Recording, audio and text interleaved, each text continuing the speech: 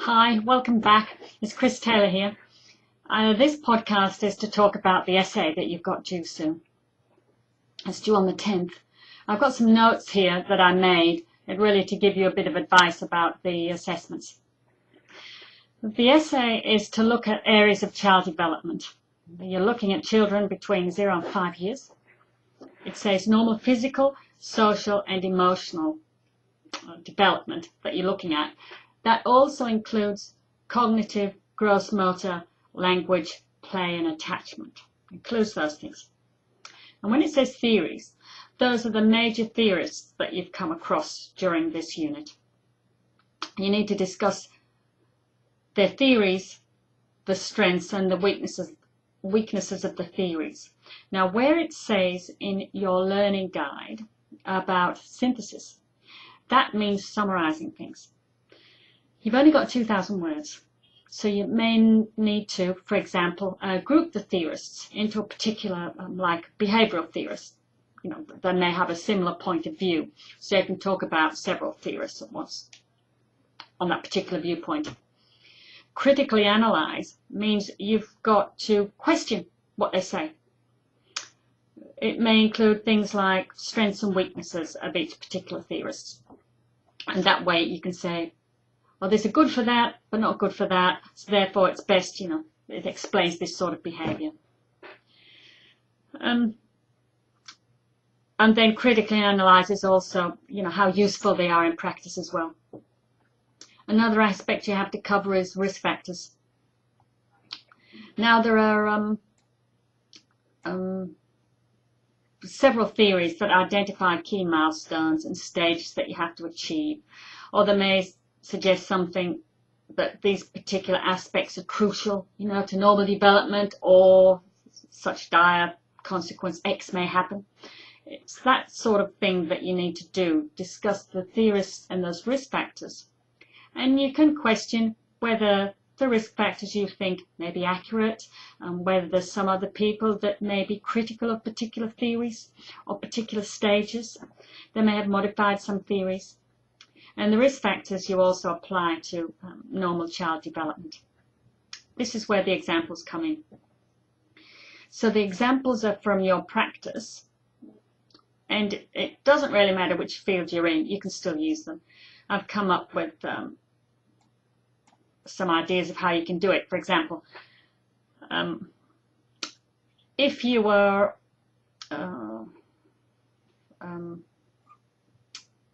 the examples are for practice said in any field. You can use them to show how to apply the theories and the risk factors. So you show the impact and the risk factors on development.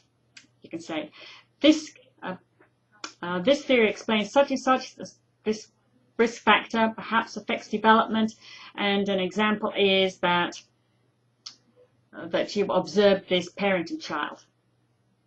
Examples, I'm going to give some now, are related to normal development. For example, you can observe children and their carers, how they relate to each other regarding attachment, or how they react and respond to normal activities. If you're a child and family health nurse, you may be aware of home conditions that affect the child, e.g. low income, domestic violence. They become risk factors, and then you can also link it back to particular theorists. Well, this particular theorist help support this risk factor.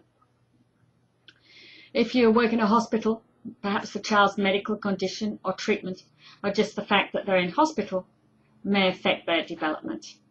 You may find that a young child regresses in certain behaviors, or that the child themselves may have a learning disability. That sort of thing, you can say, how does that impact on their normal development? And then also link the theorists come in to link into that. As a midwife, you could look at the parent and child behaviors related to attachment, home conditions, assessment of the normal neonate. You can compare perhaps one parent to another and try and identify some potential risk factors for them when they go home, for example. Or potentially, if this child goes into this environment, then what would you expect? How would it impact on that child? And then you can say, theorists, this particular theorist actually says that if this particular stage isn't developed, then it leads to this particular consequence. So I'm hoping it's sort of a little bit clearer now. As far as writing an essay, we've got the PCAL person, Heidi. I keep on calling her Fiona for some reason. We've got Heidi, who's put on resources onto the Views site. And you've got some good resources there, some PDF documents that she's put on there. Her mobile number, I'll put these notes up on Views too that I'm reading out to you, which will have a mobile number. It's 0245701439. Her email is h.creed@uws.edu.au. She's our school resource, one of our school resource people that specialises in literacy, and she's supporting postgraduate students. When you're writing, remember that there's an introduction, main body and conclusion. The introduction should be about 10% of the word limits, not any more. Conclusion, around about 10%. That leaves you with the main body.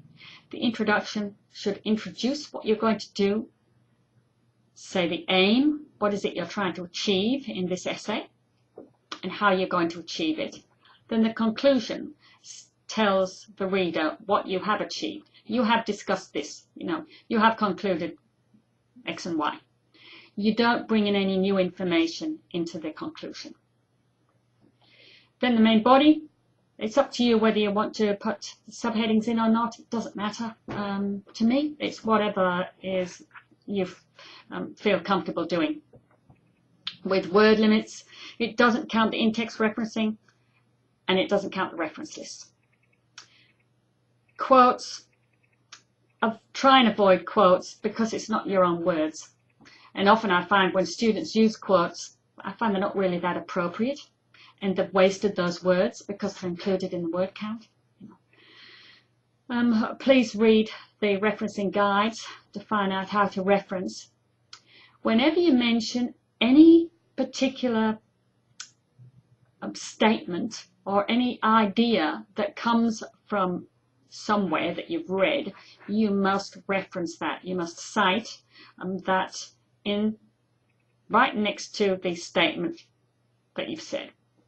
It may be something like Piaget believed that physical development progressed through stages, right? And then you've read that, you read it somewhere, perhaps it was in a developmental textbook, it may be Piaget, and you put that reference in brackets. Okay, so that's what you need to do. And that's referencing, in-text, avoiding quotes, and quotes, and then submitting is via Turnitin. You have to have an electronic version of your essay.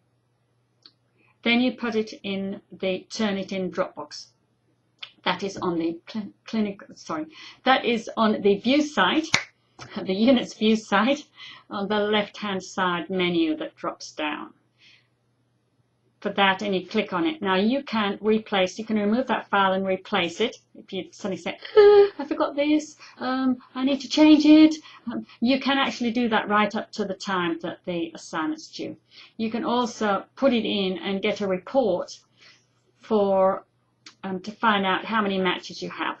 You will have matches for common terms that you use. You'll all talk about Piaget and Bronfenbrenner, those sorts of things. You probably talk about these theorists, and so there will be some level of matching, so don't panic too much.